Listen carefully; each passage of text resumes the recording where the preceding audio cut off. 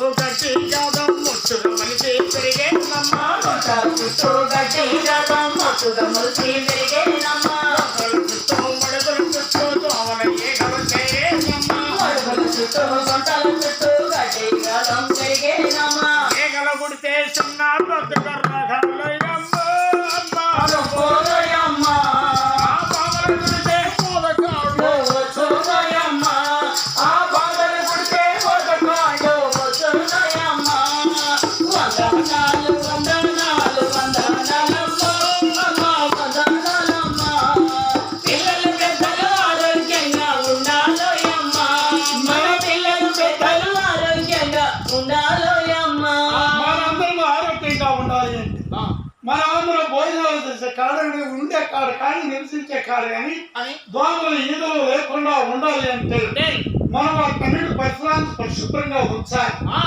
చెట్లు నాటాలి. ఆ చెట్లు పెరిగి పెద్దవి నీడనిస్తాయి, చల్లని గాలినిస్తాయి. పచ్చని చెట్లే ప్రగతికి మెట్లు. అందుకని మనమందరం ఆరోగ్యంగా ఉండాలంటే మొక్కలు నాటాలి, మొక్కలు పెంచాలి. లేదా మనందరం మహాభాగ్యం. మరి అలా పెంచకపోతే, పరిసరాలు శుభ్రంగా లేకపోతే నీకు ధనాలు ధాన్యాలు ఎన్ని ఉన్నా ఆరోగ్యమే మహాభాగ్యం.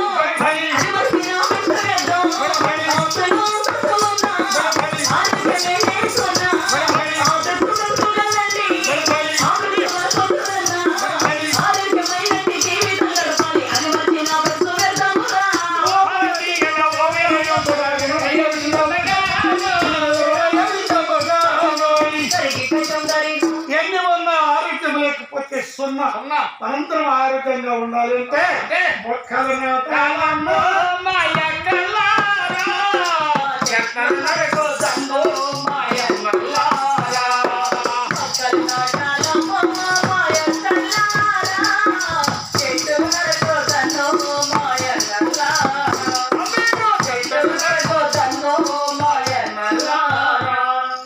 అలా సూపర్ చేయించే రాజుల కిందకి భోజనాలు పెట్టి